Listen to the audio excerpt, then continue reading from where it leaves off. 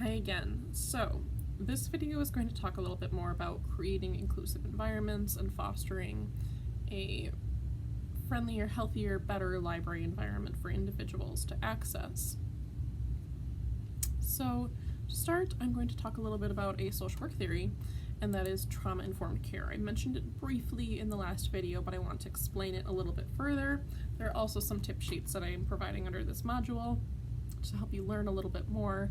And it's hard because I feel like my profession, the doctoring profession, have really just gotten a good grasp on trauma-informed care, and now we're trying to help other professions apply it, so there's not a lot of great resources yet on application of trauma-informed customer service, but we're doing what we can. So in this way, we're talking about considering individuals as having life experiences that we don't know about necessarily. So understanding that trauma can directly impact behaviors that are occurring now. And this is multifaceted in many different ways. So, for example, when we think about applying to behavior, we are separating customer and problematic behavior. It is not that the customer is not welcome, it's that a problematic behavior is not congruent with the library environment, and we need help addressing that so that they can be successful in this environment. Teenagers are a great example of this.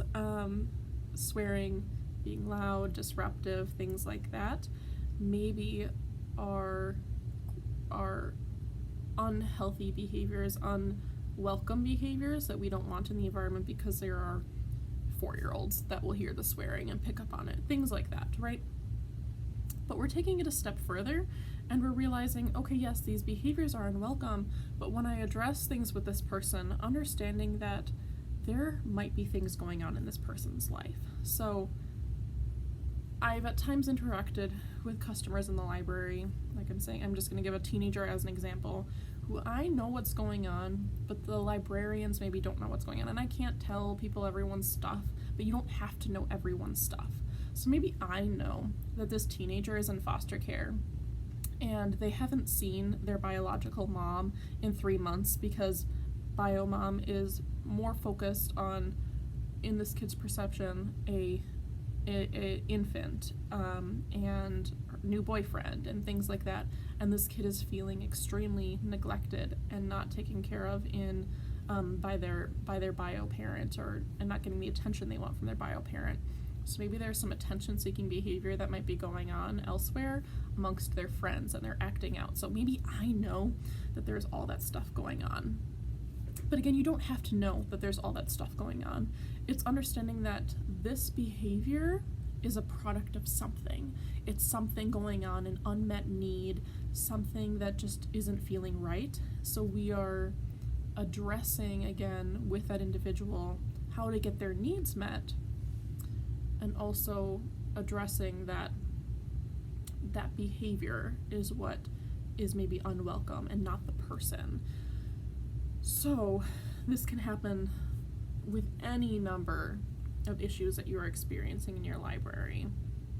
But again, really focusing on separating the person from the behavior. We do this all the time in the therapy world, where, for example, individuals are maybe experiencing irritability as a side effect of their anxiety, and we work with individuals and maybe their family members to help separate the anxiety and those side effects from the person. So it's you could, just as an example, like a mother is having issues with their child who is being very irritable and nasty back at the mother because of this irritability, and it's helping the mother maybe separate the anxiety. And we can do this by even like personifying the anxiety sometimes and saying, this anxiety, we're going to name it something, right? We'll name it Gretchen, for example, and Gretchen is just being a real a-hole right now.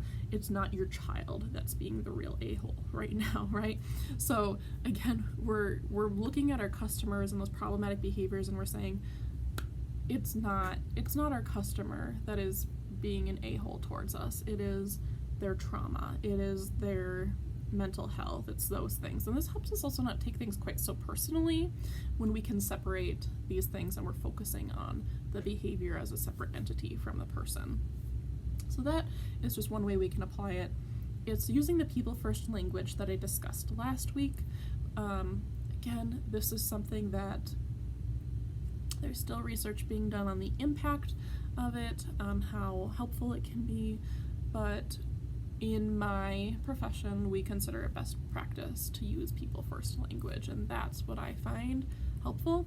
And it also ties into being a strengths-based approach. So that is focusing on those things that individuals are first and foremost, rather than negative qualities or negative life experiences that we're attaching a label to. And that's a strengths-based approach. This is also something that you can utilize in management of individuals, is following a strengths-based approach, and I highly recommend that you read more up on this approach because it helps empower individuals when we focus on what they are good at first and foremost, when we consider utilizing strengths to overcome weaknesses and addressing those challenges. So focusing on those things. So if you're having difficulties with a customer in the library, maybe you know that there's something that they're good at and you can, or they have a lot of interest in, and you can kind of pull from that to help get compliance into what you need. So, you know, if it's incentivizing something, or if it is working with an individual and knowing that they are super into a particular interest area, maybe almost kind of playing a game, maybe you're taking on a little bit of a character role to help work with that individual and help build that compliance and that connection with that individual. Sometimes that can go such a long ways. So again, working from that strengths-based approach. And in trauma-informed practice and services and customer care, compassion. So understanding that individuals who have differing life experiences are just as valuable of customers in your library as someone who is affluent and maybe doesn't seem like they have challenging experiences in their life. So having compassion for all customers of all backgrounds is helpful. And lastly, trauma-informed can come into creating welcoming spaces. And there are lots of studies that go into colors, font, pictures, things like that, and how we utilize those things based on differing cognitive needs or trauma backgrounds, but also utilizing things like, if we have posters and brochures in the library, are there individuals of different races and backgrounds in there? Or are we creating brochures that are in multiple languages of the primary languages that we serve in this community? All ties together as being trauma-informed, culturally informed, and understanding that people of different backgrounds deserve to access these services. So we want to make it look like they access these services so that it becomes reality. So all of that just comes together to be trauma sensitive in noticing what's going on with individuals, and if they're experiencing a crisis of some type, being able to separate, again, that behavior from the person and having compassion for, they're experiencing something hard right now, and we want to make sure that they get assistance through that hardship instead of defaulting to maybe a negative thing, if possible. Sometimes there is nothing that you can do, and that truly calling emergency services or the police is something that has to be done. But my goal oftentimes is to not do that if possible to try to de-escalate that person and connect them to services, because I don't want people's experiences with the police to be criminalizing mental health, to be criminalizing their bad day. And this has gone into a lot of what my mission has become in the library, which is changing policy and procedure to be trauma informed, to not have to call police as a default for something negative happening. I understand, there's theft and things like that can occur, and we have to address those in some ways, and trying to get restorative things done through that. But we can also maybe create policies along with it where we're trying to follow a restorative justice approach. And if you don't know about restorative justice, please inquire more about that. I'll try to find something to include with this week's module about that.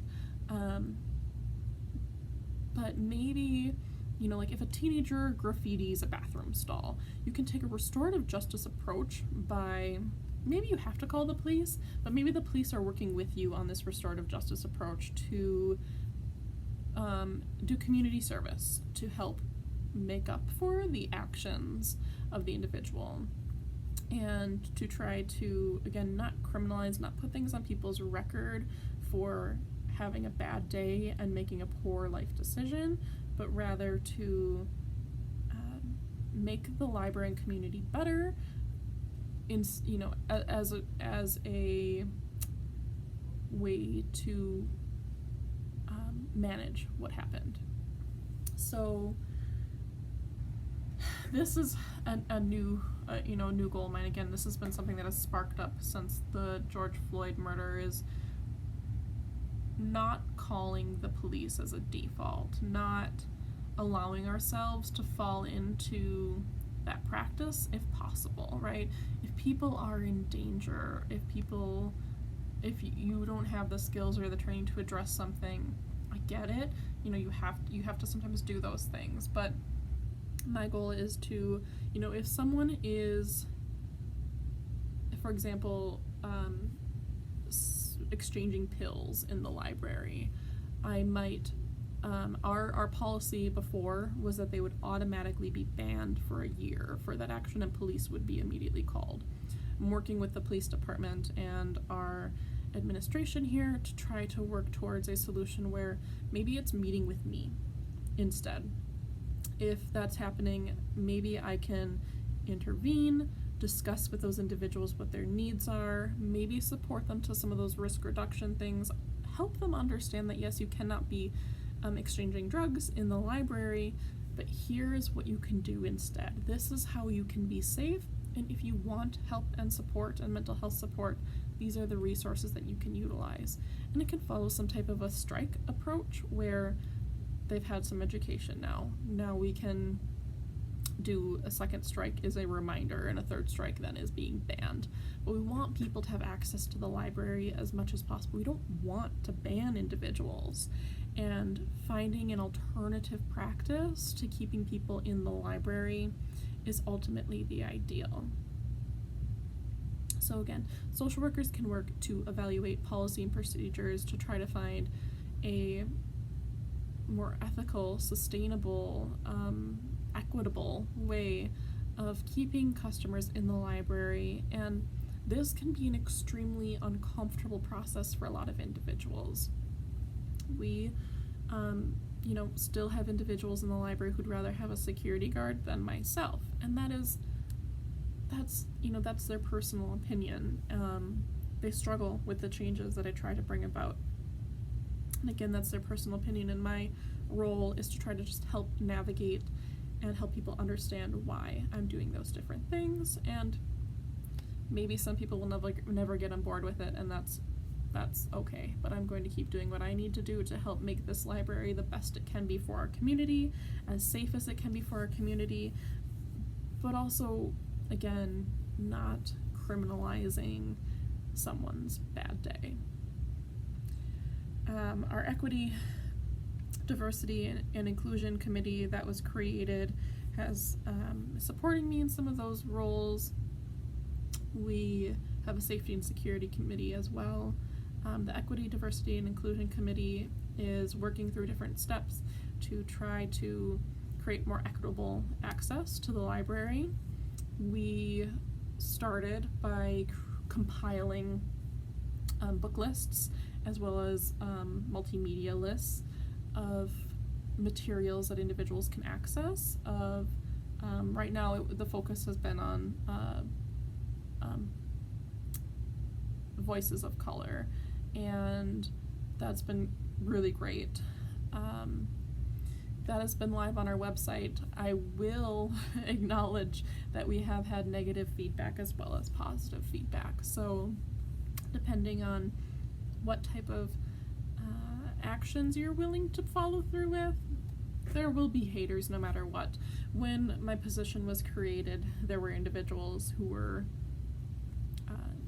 unhappy with the fact that there was a social worker being placed in the library and that tax dollars were being used in that way, etc., etc. So knowing and being prepared for the fact that there might be some negative feedback that you might receive by taking a stance that is different is just something to be aware of, but that doesn't mean that it is wrong or a bad thing or that you shouldn't be doing it. So anyway, our Equity, Diversity, and Inclusion Committee is also moving forward with doing collection development and diversity audits. I am not very helpful with this because I do not know the first thing about auditing materials or how to order materials. I just make suggestions when I can to try to make sure we have both sides of different views that are represented in the library, and also making sure that we have materials that are representing the different cultural backgrounds of our community members. So I'll provide a resource to look through in case you are interested in maybe doing some of those diversity audits and going forward with looking at your collection and collection development. Lastly, talking about empowering staff. So we want to empower staff to help our customers succeed, not concede, sorry. I am only one person, and I am not there for every customer interaction. So no matter what you end up following through with as a social service collaboration, this is something that is applicable because, again, your social worker or your part-time social worker or your social work student, whatever it may be, is only there for so much of the time. So I've done trainings to help empower staff to help customers succeed in the library environment. So again, it's some of that de-escalation techniques. It's how to talk about tough issues with customers. So if they are breaking some sort of rule, how do we address that differently? Providing scripts. I have found that our staff are very successful when they have scripts to follow, and they really like those because it's just having some words already out there to help manage some of those issues. I also talk to staff a lot about self-care. This has increased with COVID going on, but helping make sure that staff are creating sustainable practices so that, yes, there will be tough days when they have to deal with a tough customer interaction, and having the tools to care for themselves, to process an incident afterwards, to deal with all of that, and also find healthy work-life balances. All of those things come together. So doing trainings related to that. Boundaries with customers. We all, I'm sure, have had those customers that are too friendly or are asking for things that are considered inappropriate. So how to manage some of those boundaries with customers. Talk to staff about the trauma-informed customer service.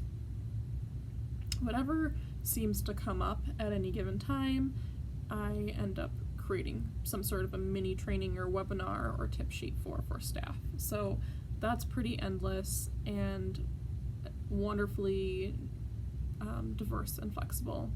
So having that versatility in this position is wonderful. So being able to manage that, maybe it's working with staff on things like, what do I do when I have a customer approach that does not speak English as a primary language? So having tip sheets on how to access a language line, on which staff members in the building do know different languages or different types of interpretation services. So having that available, decreasing fear of different backgrounds can sometimes be applicable for staff members. So like I talked about, there are always some staff that seem to have a pushback. That typically pushback comes out of fear, so decreasing fear and building understanding and compassion for various backgrounds. I've done trainings on the neurological experiences of individuals, so when people are in crisis, what is happening in the brain, when people are leaving incarceration, why is it that there seems to be such a high amount of recidivism? Because there isn't enough structure in the community, and there's the bias that they face for everything. So being able to talk to staff about their implicit biases, how their biases can be shown, and helping manage that bias so that we can provide the most equitable service to customers. So all those types of things can be utilized. If you have a social worker, they can provide trainings. Again, it could be asking different experts in your community to provide trainings, building a mini webinar, talking into a tablet for a half an hour, or whatever it is that they feel like they can put together and offer to your staff is something that could be helpful. So again, I'll try to throw a bunch of different resources related to these topics. I want you all to be able to walk away with some information on how these can be applied, but also knowing that this is something that a social worker or expert in your community might be able to assist your library with.